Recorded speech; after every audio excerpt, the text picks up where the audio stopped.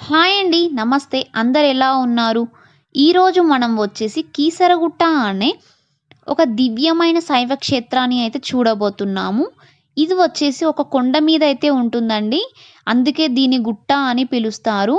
ఇక్కడ పరమేశ్వరుడు శ్రీ రామలింగేశ్వర స్వామి అనే నామధేయంతో పూజలైతే అందుకుంటున్నారు.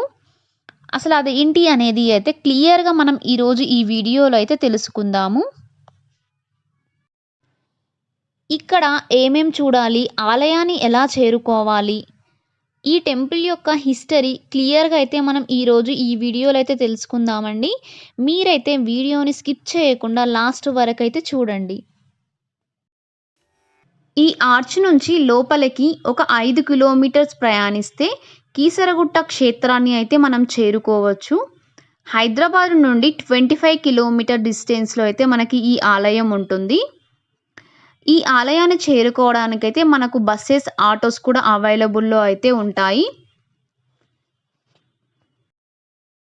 కొండ మీదకి వెళ్ళడానికి అయితే మనకు టోల్ గేట్ ఛార్జ్ అయితే ఉంటుందండి. 2 వీలర్స్‌కొచ్చేసి 20 రూపీస్ అయితే ఛార్జ్ చేస్తారు. ఆటోకి, కార్‌కి అయితే 40 రూపీస్ అయితే ఛార్జ్ చేస్తారు. ఇది దాటుకొని కొంచెం ముందుకు వస్తే మనకు రైట్ సైడ్‌లో గోశాల అయితే ఉంటుందండి. గోశాల దగ్గర బయట శ్రీకృష్ణుడు గోవర్ధనగిరి పర్వతాన్ని ఎత్తుతున్నట్టు ప్రతిమ అయితే ఉంటుంది. చాలా బావుంటుంది. మనకు రోడ్డు పక్కనే ఉంటుంది కొండపైకి వెళ్ళేటప్పుడు. ఇప్పుడు చూపిస్తున్నాను కదా! అదే అండి. ఈ ఆలయం వచ్చేసి తెలంగాణ రాష్ట్రంలోని మేడ్చల్ మల్కాజిగిరి జిల్లాలో కీసర అనే ఒక గ్రామం ఉంటుంది. ఆ కీసర గ్రామం నుండి ఒక 5 కిలోమీటర్స్ దూరంలో అయితే మనకు కీసరగుట్ట టెంపుల్ అయితే ఉంటుందండి. ఇప్పుడైతే మనం ఆలయాన్ని అయితే చేరుకున్నాము. ఓన్ వెహికల్స్‌లో వచ్చిన వాళ్ళైతే కార్ అయితే మనం పై వరకైతే తీసుకెళ్ళొచ్చండి. కాకపోతే ఆ రోజు సోమవారం అమావాస్య కావడంతో భక్తుల రద్దీ ఎక్కువగా ఉండడం వల్ల పైనైతే ప్లేస్ అయితే లేదని చెప్పారు. సో, మేమైతే కార్ అయితే కిందనే పార్క్ చేసి పైకి ఈ ఘాట్ రోడ్ సైడ్ అయితే మేము నడుచుకుంటూ వెళ్తున్నాము. ఎక్కువ దూరం అయితే ఏముండదండి. తక్కువ దూరమే ఉంటుంది. మనం నడుచుకుంటూ అయితే వెళ్ళొచ్చు. మండే రోజు ఈవినింగ్ అయితే మేము టెంపుల్‌కైతే వెళ్ళామండి. ఫస్ట్ గర్భగుడిలోకైతే ఏం వెళ్ళలేదు. బయట మనకు శివలింగాలైతే చాలా ఉంటాయి కదా! అక్కడైతే మేము ఫస్ట్ స్వామివారికి అభిషేకం అయితే చేసుకున్నాము. ఈ టెంపుల్‌కి సంబంధించిన హిస్టరీ అయితే ఇప్పుడు మీతో షేర్ చేసుకుంటానండి. ఇక్కడ శివలింగ ప్రతిష్ఠ ఎలా జరిగింది? రాములవారు ఇక్కడికి వచ్చారా? శివలింగాలు ఎక్కడి నుంచి వచ్చాయి? అనే విషయాలైతే ఇప్పుడు మనం తెలుసుకుందాము.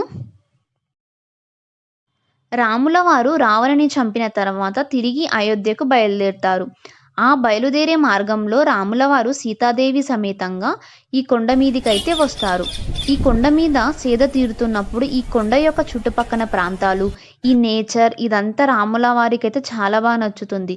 అందుకని రాములవారు డిసైడ్ అయ్యి చేసిందేంది అంటే, రాములవారు రావణునైతే చంపారు గదా! సో, రావణుడు శివుడికి ఎంతో భక్తుడు అండ్ పండితుడు కూడా. సో, రావణుడు ఎంత రాక్షసుడు అయినా కావచ్చు. అతన్ని చంపినందుకు రాముడికి అయితే ఒక పాపం అయితే ఉంటుంది కదా! దానిని క్లియర్ చేసుకోవడానికి అయితే రాముడు ఈ ప్రాంతంలో శివలింగాన్ని అయితే ప్రతిష్ఠించాలి అనుకున్నారు.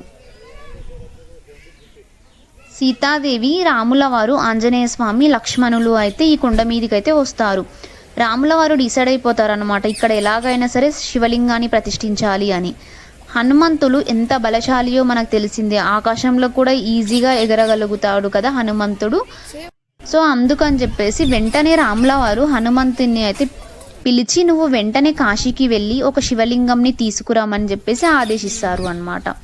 అప్పుడు హనుమంతుడు వెంటనే కాశీకి బయలుదేరిపోతారు.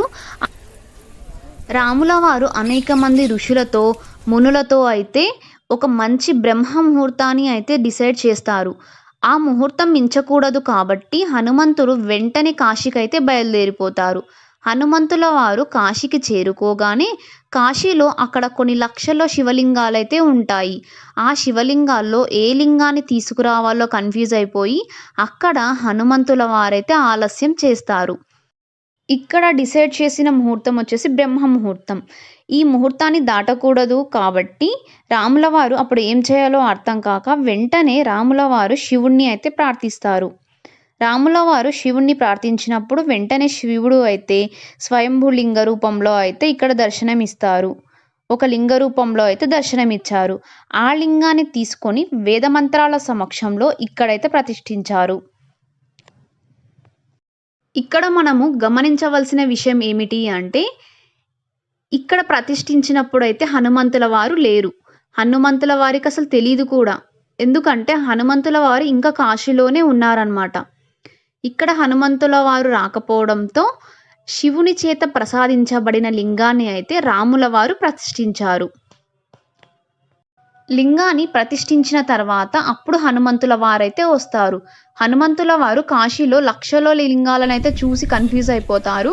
అప్పుడు హనుమంతుల వారు ఏం చేస్తారంటే ఈ లక్షల్లో ఉన్న లింగాలలో 101 లింగానైతే సెలెక్ట్ చేసుకొనైతే వస్తారు. ఇందులో రాముల వారికి ఏది నచ్చుతదో అదైతే ప్రతిష్ఠిస్తారు అని చెప్పేసి 101 లింగం అయితే తీసుకొని వస్తారు. అప్పుడు వచ్చాక చూస్తే ఆల్రెడీ ఇక్కడ లింగ ప్రతిష్ఠన అయితే అయిపోయింది అని తెలిసిపోతుంది. హనుమంతుల వారు టైంకి లింగానైతే తీసుకురాలేకపోయాడు. అదేవిధంగా తను ఎంతో ఆదరించే రాముడికి లింగాన్ని ఇవ్వలేకపోయానని బాధతో తను తీసుకువచ్చిన 101 లింగాన్ని అయితే తోకతో చేతులతో అయితే ఈ కొండ పైన అయితే డిఫరెంట్ ప్లేసెస్‌లో అయితే విసిరేస్తాడు. హనుమంతుల వారు విసిరేసిన లింగాలనైతే ఇప్పుడైతే మీకు వీడియోలో అయితే క్లియర్‌గా అయితే చూపిస్తాను. ఇందాక మేము అభిషేకం చేశాం కదండీ! అది కూడా హనుమంతుల వారు విసిరేసిన లింగమే.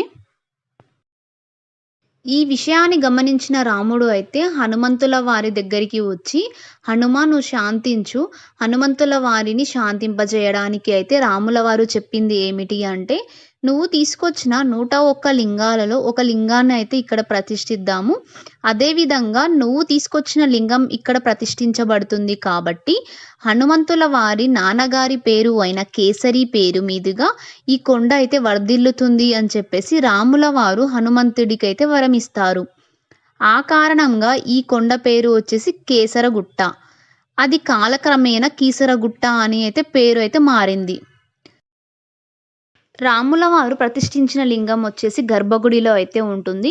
హనుమంతుల వారు ప్రతిష్ఠించిన లింగం వచ్చేసి ఎక్కడ ఉందో నేనైతే వీడియోలో అయితే మీకు చూపిస్తాను. మనకైతే ఇక్కడ 2 లింగాలైతే ఉంటాయండి. ఒకటి రాముల వారు ప్రతిష్ఠించిన లింగము, ఇంకొకటి వచ్చేసి హనుమంతుల వారు ప్రతిష్ఠించిన లింగము. ఇంతేనండి ఆలయం యొక్క చరిత్ర. నేను ఏమైనా తప్పులు చెప్పి ఉంటే మాత్రం కింద కామెంట్ సెక్షన్‌లో అయితే మెన్షన్ చేయండి. నేనైతే వాటిని సరి చేసుకుంటాను. మేమైతే ఇక్కడ అభిషేకం అయితే చేసుకున్నామంటే అభిషేకం అయితే అయిపోయింది. అభిషేకం అయిపోయిన తర్వాత ఇక్కడ హనుమంతుల వారినైతే దర్శనం చేసుకున్నాము. అది కూడా మీకు వీడియోలో అయితే చూపిస్తాను. హనుమంతుల వారిని దర్శనం చేసుకున్న తర్వాత మేమైతే శివుడి దగ్గరికైతే వెళ్ళాము. హనుమంతుల వారు ఎక్కడ లింగాన్ని ప్రతిష్ఠించారో అది కూడా నేను ఈ వీడియోలో అయితే మీకు చూపిస్తాను. స్కిప్ చేయకుండా లాస్ట్ వరకు అయితే వీడియోనైతే చూడండి ఫ్రెండ్స్. ఇప్పుడైతే మనం హనుమంతుల వారి దర్శనం అయితే చేసుకుందాము.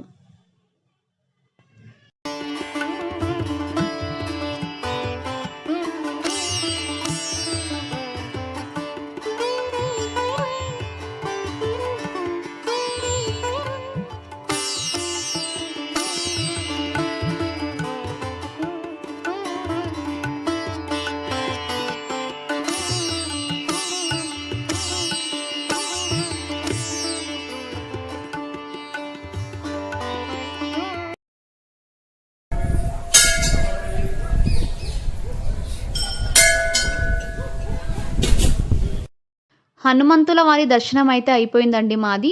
హనుమంతుల వారి దర్శనం చేసుకున్న తర్వాత మేమైతే స్వామివారి దర్శనానికైతే వెళ్తున్నాం ఇప్పుడు. ఇక్కడైతే మనకు పూజ సామాగ్రి కూడా దొరుకుతుందండి. అభిషేకానికి సంబంధించిన పూజ సామాగ్రి కూడా దొరుకుతుంది. మనకు గుడి పక్కనే మనకు షాప్ అయితే అవైలబుల్‌లో అయితే ఉంటుంది. అక్కడైతే మనము ఒకవేళ పూజ సామాగ్రి మర్చిపోయినా అక్కడైతే తీసుకోవచ్చు. అభిషేకానికి సంబంధించినవన్నీ అయితే దొరుకుతాయి ఇక్కడైతే మాకు. ఇప్పుడైతే మేము స్వామివారి దర్శనానికైతే వెళ్ళిపోతున్నాము. ఇక్కడైతే కోతులైతే చాలా ఉంటాయండి. ఈ ఆలయానికైతే మేము చాలా సార్లయితే వచ్చామండి. కోతులు ఇక్కడ ఉంటాయని చెప్పేసి మాకు ఐడియా అయితే ఉంది.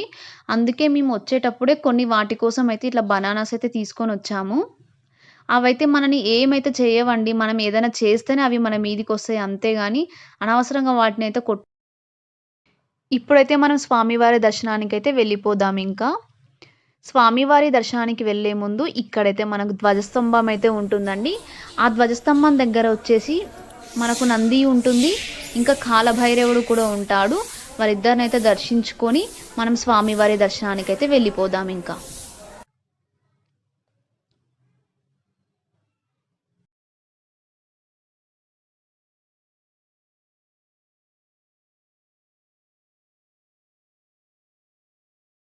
ఇప్పుడైతే మనము గర్భగుడి యొక్క ముందు భాగంలో ఉన్న ముఖమండపం దగ్గరికైతే వెళ్తున్నామండి. ఇప్పుడు మీకు వీడియోలో అయితే చూపిస్తున్నాను కదా! ఇదే గర్భగుడి యొక్క ముందు భాగంలో ఉన్న ముఖమండపం. గర్భగుడిలో ఉన్న శివలింగం స్వయంగా సాక్షాత్తు రాముల వారే తన చేతులతో అయితే ప్రతిష్ఠించారు. అదే ఈ గుడి యొక్క స్పెషల్ అండి. ఇంకొక విషయం ఏమిటి అంటే, ఈ శివలింగాన్ని ప్రసాదించింది సాక్షాత్తు ఆ శివుడే. ఎందుకు అంటే రాముడు శివుడిని పూజించినప్పుడు శివుడు ప్రత్యక్షమై ఈ లింగ రూపంలో అయితే దర్శనమైతే ఇచ్చారండి రాముల వారికి. ఆ లింగాన్ని రాముల వారు అయితే ఇక్కడ ప్రతిష్ఠించారు. రాముల వారి చేతి మీద ప్రతిష్ఠించిన లింగం అండి. ఇప్పుడైతే మీరు చూస్తున్నారు కదా వీడియోలో.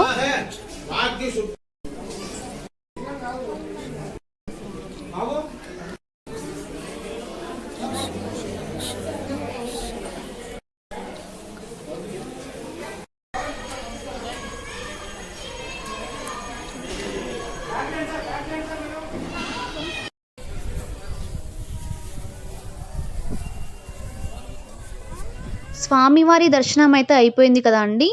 ఇప్పుడు మీకు హనుమంతుల వారు కాశీ నుండి తీసుకొచ్చిన లింగం ఎక్కడ ప్రతిష్ఠించారో ఇప్పుడైతే మీకు వీడియోలో అయితే చూపిస్తానండి. గర్భగుడి నుంచి మనం బయటికి రాగానే స్టెప్స్ అయితే మనకు కనిపిస్తాయి. ఆ స్టెప్స్ పక్కలే మనకు టెంపుల్ అయితే ఉంటుంది. సాక్షాత్తు హనుమంతుల వారైతే కాశీ నుంచి తీసుకొచ్చిన లింగం అయితే ఇక్కడ ప్రతిష్ఠించారు. ఇప్పుడైతే మీకు వీడియోలో అయితే చూపిస్తాను. సాక్షాత్తు హనుమంతుల వారైతే లింగానైతే ఇక్కడ ప్రతిష్ఠించారండి. హనుమంతుల వారు కాశీ నుంచి 101 లింగానైతే తీసుకొచ్చారు కదా! దానిలో ఒక లింగం అయితే ఇక్కడ ప్రతిష్ఠించారు. ఇప్పుడు మీరు చూస్తున్న లింగం వచ్చేసి అదే అండి.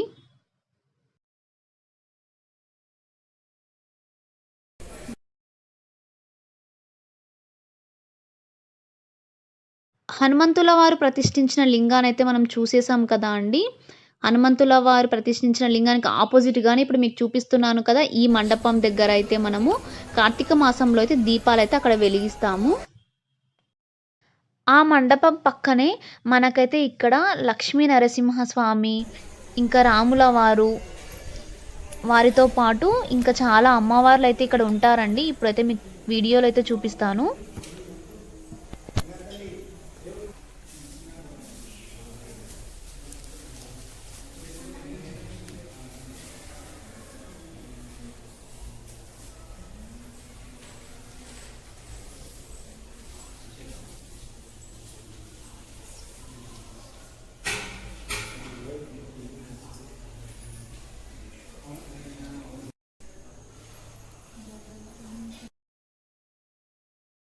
మా దర్శనం అయిపోయిన తర్వాత బయటికైతే వచ్చామండి. బయటికొచ్చిన తర్వాత ఇక్కడ నాగదేవత ఆలయం అయితే ఉంటుంది. ఇప్పుడు మీకు వీడియోలో అయితే నాగదేవత ఆలయం అయితే చూపిస్తాను.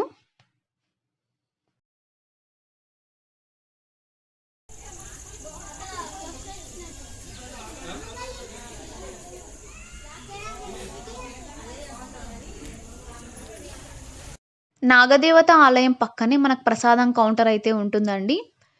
ఈ వీడియో అయితే ఇంతేనండి. ప్లీజ్ ఈ వీడియో నచ్చినట్లయితే లైక్ చేయండి, షేర్ చేయండి. ఇంకా మన ఛానల్‌ని ఎవరైనా సబ్స్క్రైబ్ చేసుకోకపోతే ప్లీజ్ ఛానల్ అయితే తప్పకుండా సబ్స్క్రైబ్ చేసుకోండి ఫ్రెండ్స్.